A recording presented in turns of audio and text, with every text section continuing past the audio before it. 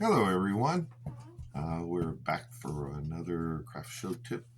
Had another craft show yesterday. It was a one table setup as you saw in craft show 5.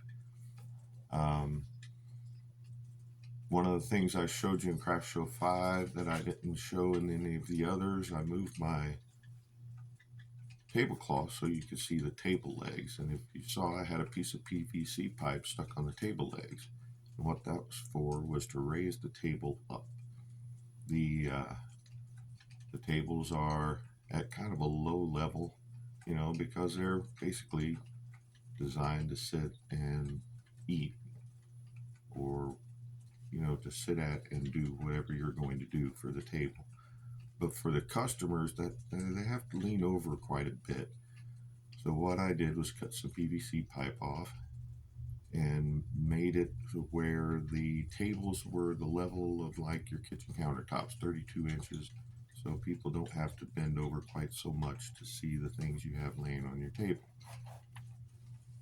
Um, Another thing I haven't mentioned in any of my other videos is a mock setup. What you want to do if you're just starting out, or even if you're a veteran, veterans probably already do this, but set up your booth in your house, in your yard, in your garage, basement, whatever, at home when nobody's looking, and practice where you're going to put everything. When you're happy with where you've put everything, take a picture. Then you know how you want to set up when you go to a craft show. You should practice a one table setup like in Craft Show 5 and a two table setup like in my previous videos, because different places have different ways they want you to set up. And even with a two table setup, you should practice a couple of different ways, because you never know what your size of your space or your um, configuration. If you're on a corner, you might want to do it a little differently than if you're in the middle of the craft show. Um, so just a tip on to get an idea of how you want your table to look in different situations. Neighbors. You're going to have neighbors at your craft shows, and sometimes they're going to be really close to you. So try to be a good neighbor. Most of my neighbors have been great neighbors. We converse, we talk, and if you're alone, you may need that neighbor to take it and watch your booth while you run to the bathroom or run to get food if you're going to be if you want to go and get food. Um, but they also, you can learn where other craft shows are. If the craft show is a good craft show, like if you've already got one planned and they know that it's not going to be a good one, maybe you want to back out of that one if you can. To find craft shows, if you wait until you see an advertisement in the paper or in your local area, that's probably going to be too late. They usually start asking people for applications up to 6 months before the show.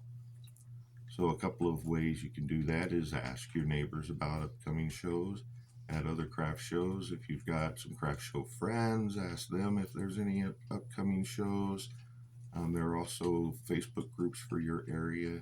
Just search craft shows in my area, and several different groups are going to show up, and they advertise craft shows there. Don't forget to like and subscribe my videos if you do like them and you want to see more. This will probably be my last craft show video.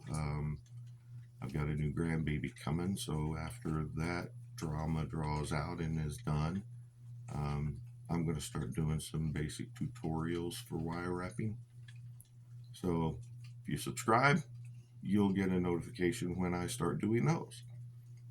If you are going to run your craft business, craft show, crafting, whatever you're doing, if you're going to run it as a business, there's a couple of tips that I've noticed that people don't do.